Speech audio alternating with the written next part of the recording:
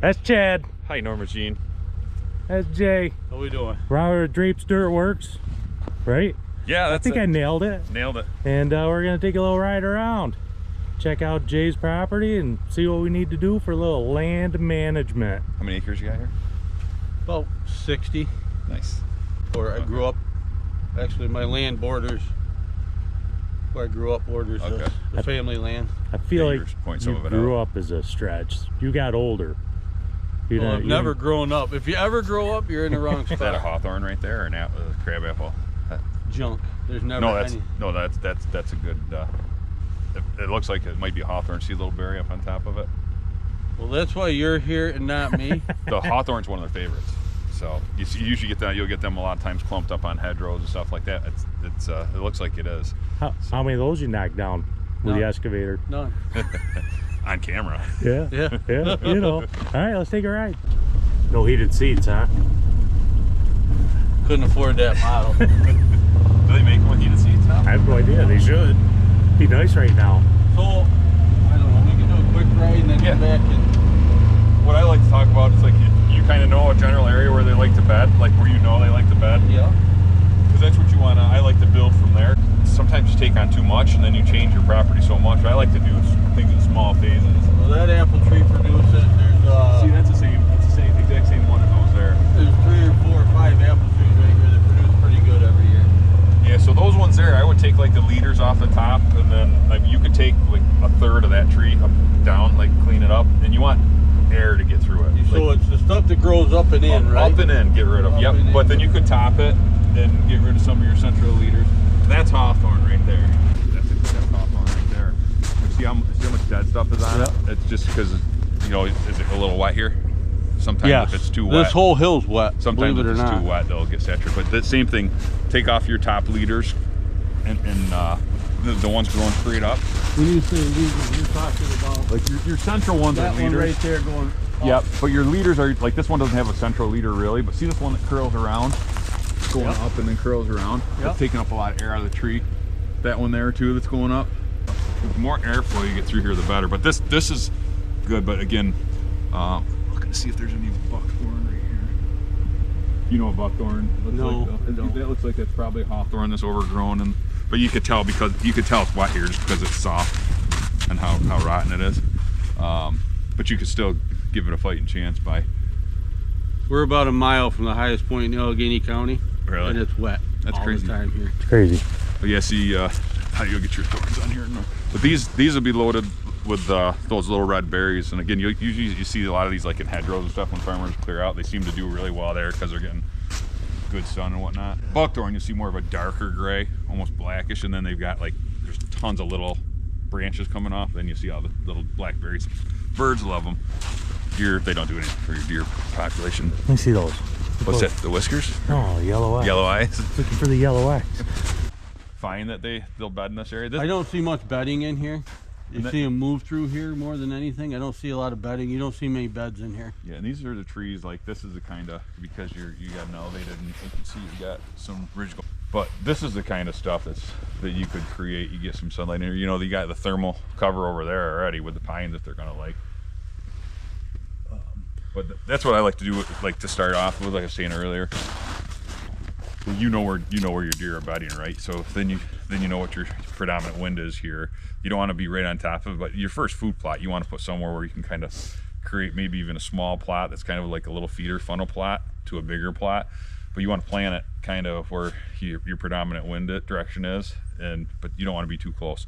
You want to keep them going that way. You want to keep them going. Yeah, I can. All my plots are over there. Yeah, I can show you that in a minute. And I started one down in the hardwood this year, but I got to do some more work on that. Yeah, this is just a young, and you're getting sunlight in here. Like if you opened it up enough, you would definitely create a little bit of a thicket in here if you wanted to hinge cut some of it.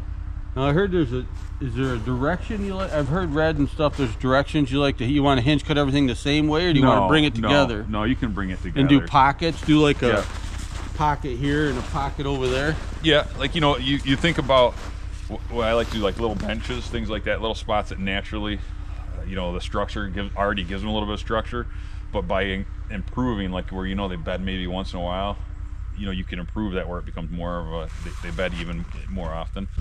I got some real nice red oaks down farther. Yeah, like what I like to do, I get rid of that red oak. You can see how it's getting a lot of sunlight that way, but it's not this way because this thing's beating it out. So you're that red Open oak. it up around. Yeah, give it more air, more sunlight. My neighbor's over here. He's initially logged this a year and a half ago. How many acres you got here? Oh, 50. 60, 50? Well, yeah, so you're pretty narrow. But yeah, my dad owns 11 below me. I put a ton of lime on this upper one. So have you had your soil tests done? I test it every year. Yep. Okay, that was what I was gonna say. I use CalTurf. It's that CalTurf. It's got the calcium and the lime. So I've used a bunch of that. And it's fast acting. Like what I knew that the lime I put on here for this year wasn't gonna help me, but I actually CalTurf over the lime. Yeah. Are you doing ag lime? Yeah. Where are you getting it at? Down to Kilberry. How do you buy it? I buy it in a bag, and I got the spreader that goes on the back of this. A drop spreader. Yep. Yeah. Okay. Yeah, that's the biggest thing I was gonna say. If you had a fail, then you know obviously soil test is the most important thing. But also if it's wet here, and you put it in and it stays wet, your seed's gonna rot. Yeah. We wait. I mean, it dries. You get into July, it dries up enough to do the plots. A couple of years ago, we got bad rain, and the water was standing down there, and that killed that off. Yeah, yeah, that's the biggest thing. If you're staying wet here, like up in Canisius, that one property, like I keep, because you got to get it all done, and I always put seed in. And I'm like, why the hell do I do this? Because I know that the ground's going to stay wet, and the seed's just going to rot and go bad. So this year, I didn't even do anything with it. I just left it. I put in the winter dry late, and that's where Clean shot that buck, 130 something inch buck.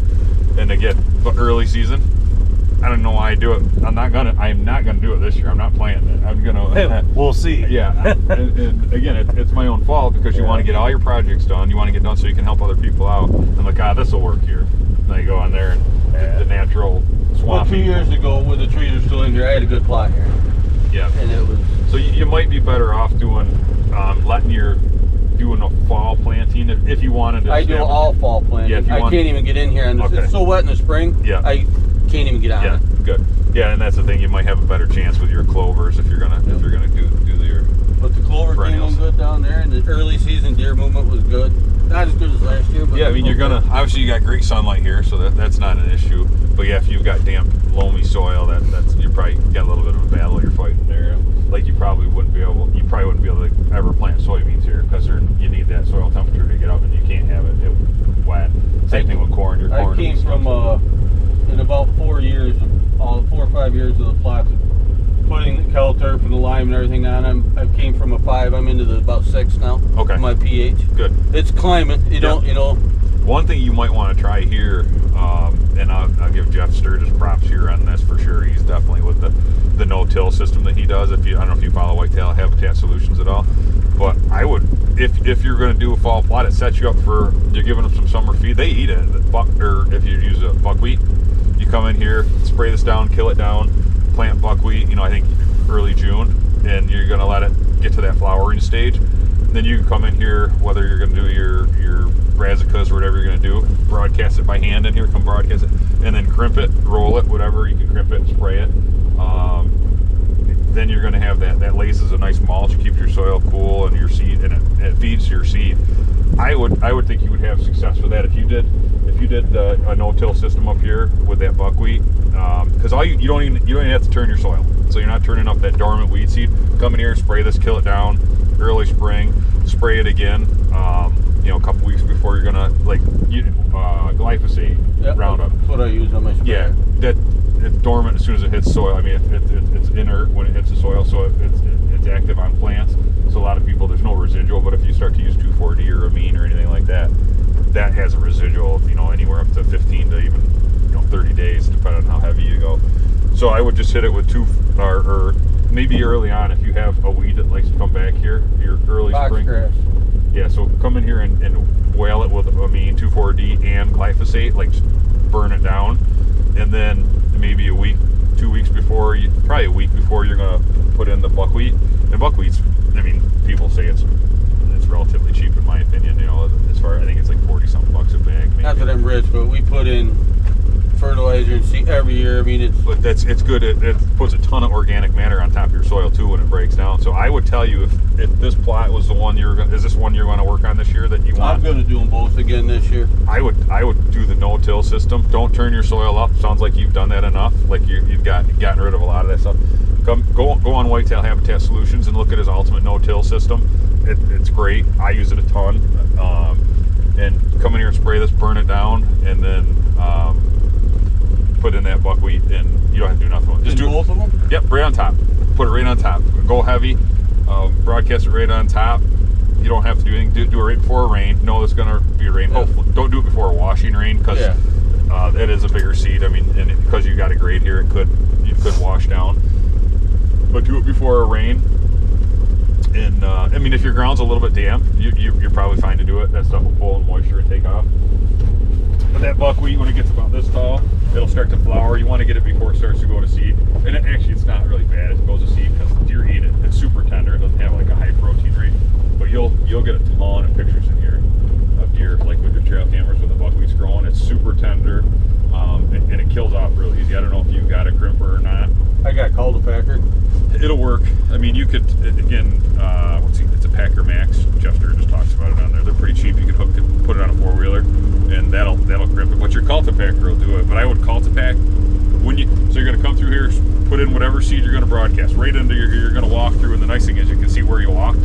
Walk it in before you crimp, so it gets down, makes soil contact. Yep. But you can see your paths too when you walk in the buckwheat, so you can tell where you walk, so you're not overseeding. You know how you lose track of did I get it here or not? Yep. So you can see where you're seeded, and then once you get it all seeded, and if you got more seed, do it bi-directional, get it two direction. And does it matter then what type of seed I choose to use after the buckwheat? You want a smaller seed. You could use. If I go to the brassicas without actually pressing that into the soil, I'll get good enough soil. Yeah, because what's going to happen when you'll see how thick it is when you lay all your buckwheat down. Like you can't see the dirt. It's just and you want to lay it all down in the same direction. And I spray it after I lay it down because some of it will rebound, and then sometimes there's some weed in there that starts to rebound. So you can spray glyphosate on your seed when it's on the ground. You can't. It does not. It has to be a leafed out plant that's growing. It's not gonna hurt a seed at all. And spray it so that you get a good kill and just stay away from it. And same thing if you know it's gonna rain, do it right before it rains. Put your seed in and crimp it, spray it, get out of there. And that's a mulch that lays down and keeps your soil temperatures down, and that seed will germinate way faster. But again, all the props in the world to him on that. Does that buckwheat actually help the weeds? Yep. Like it shades the weeds out. Yep. I do have a lot of weed problem. I spray and spray and spray, but I do have a lot of weed problem. So that's why I would recommend like late spring, but I would definitely use the 2,4-D and the glyphosate together on your first spraying. Come here and just spray the shit out of it. And then a week, not even a couple days before you're gonna put down your buckwheat, come in here and just spray it with straight glyphosate, and you'll kill whatever. So you want that stuff that you burn down that's gonna survive to rebound, and then hit it again with glyphosate. Well, it's already kind of been beaten a little bit, and then your buckwheat's gonna have no competition at all. And when you lay your buckwheat down, that's just gonna suppress the competition that much more. Your seed's gonna germinate. It definitely, what you've got going up here, I would definitely go with it. No-till system. Don't turn your seed up or soil up again up here if you got a weed problem, because you're just turning up dormant seed, weed seed. But yeah, that buckwheat is amazing, man. It works great. Your smaller seeds only need a little bit of soil contact, and they're going to take off. What about the brassicas, clover, alfalfa, any of that? What about like the Kel-turf and the lime and?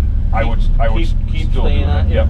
I would still do all that. You want to keep your soil, especially if you're getting your soil health to go in the right direction. Usually when you got the wet, loamy soils like you're saying you got up here, if you're getting it going in the right direction, that's good. Bush hog everything out around that oak. Get rid of that tree right there. That oak will blow up. It doesn't really have much competition, but get rid of anything that's in the ground rooted around it, and you'll get that oak to blow up. And that thing's gonna do well because it's high, and it's gonna get a ton of sun. Haven't seen any red osier dogwood. Red osier dogwood's a good one. That's something you could propagate in here too, because you got wet soil here. Red osier dogwood, you can buy the shoots, the cuttings from someone if you want, or you could pull over on the side of the road and just cut them in 6-inch shoots, cut them in a little bit of an angle on the bottom. You familiar with the red osier dogwood? Nope. I can be. It looks like a fireball. It just looks like It almost looks like the sticks with like willow. It's like sour apple to them. It tastes really good to them late season. If you got wet soil in here, you probably got some. But I just take a piece of rebar, poke it in the ground, take the shoot in there, and walk away. Red Osier Dogwood is between Red Osier Dogwood and Hawthorn, and there's some other browse in the area, local area that's good. That's their favorite. Probably you don't have more because it's wet up here, but it would do really well. Maybe what you could do is line the edge of your plots down there with a little bit of browse on the edge so that it gets sunlight. If you like your edges kind of everything trickles off and like it's always too wet, nothing takes off on the edges. That's a perfect place to put Red Osier Dogwood shoots because you're giving browse on the edge of your plot, so you've got that food source that you're putting in the middle, and you're putting a natural browse on the edge of your plot. That Red Osier Dogwood is definitely one of my favorites. And I would bet you'll get 90% of it will take off on you, especially if you've got wet soil. It's everywhere on the side of the road. So you could go in there, and all you do is you cut little 6-inch shoots, because willow will propagate real easy too. And you can put it in water if you want, but you don't really need to. By putting it in wet ground, you're basically doing the same thing you would if you were putting it in water. That's one of their favorite browses right there, believe it or not. The briar right there. Briar? Yeah. Where it's more tender. When it starts to, it gets a little buried up. When it starts, this is older, so this is not as palatable to them. You could actually cut this back and create some younger. Yeah, see up here where it's green, where it's young? Yeah. That's what they eat. But this stuff that's a little more church woody, they'll eat it, but you can see where it's browsed off a little bit right there. On the tips right here. Just here, the tip. they're browsing it off, but it's not as palatable to them. So you could cut this back and it'll regenerate and it's just because it's older and mature. Not playing that game, Dad. Not playing just the tip. Not doing it. Brought him. The green briars in my woods, it's all real young, and I mean they just hammer it. If we see more, we see some younger, we'll jump out and you'll see they're eating it a lot more than that. The other property in Nunday where we hunt, loaded with blackberry bushes. Yeah. And I think they browse on them They all love the time. them, yeah. They love the berries too. Yeah, he's got a ton of just natural blackberry in there. I'm very surprised you don't have Red Osier Dogwood all over here. That's going to be something, if you take the time and put a lot of it in, you'll have a really nice result from it. Just put it everywhere in here? Wherever you got wet spots and spots that you want to kill. Yeah, I'm thinking that ditch between your two food plots. You know, like that. It's a late things season there. browse that they like a lot more when it gets cool. It gets more tender. And again, if you eat it, if you chew on it, it does. It tastes like a sour apple. I think it takes that taste on as it gets as the weather changes, temperatures drop. Up right there. These will be loaded with those little red berries.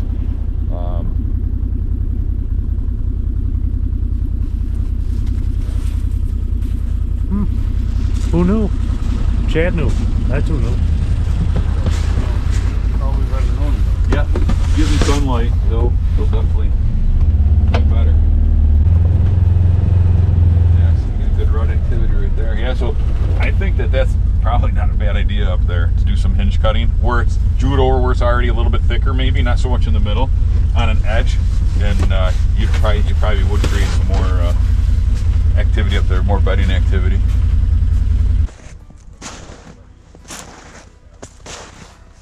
Good sized tree right there. It's rubbed up. If you look at the old rubs too, so and this is probably a lot of night activity because you got your food plots, they're coming on the food plot and they're hanging out right here.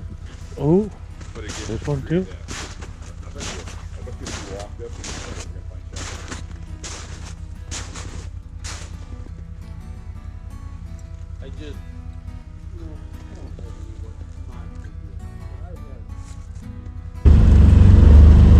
But before we go down, I think so you can see the edge. So my buddy on this side of me, he's a mature buck.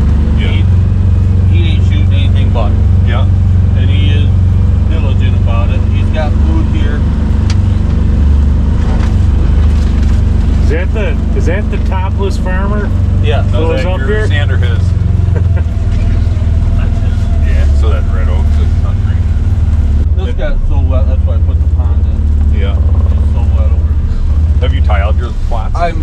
about it. It's all, you know, dirty investment. You got a backhoe? Yeah. Yeah, dude, it's so easy. If you got the equipment, like I did it with I had a backhoe on my Kubota, and you don't have to get crazy, but mine, I dried mine, everything out. It's nothing. So it's definitely worth it. If you got a backhoe, that's the biggest battle right there. I thought about it. The tile, you buy it from Phelps, Edgewood, you could probably buy it somewhere else cheap too. But it's cheap for what you can do. And this would be easy. I mean, you could run it right down through from one to the other in an angle right here. And you. Well, I got a conversion ditch right there that feeds the pond, so I could run the upper one to that ditch and then the lower one to here. Yep, absolutely.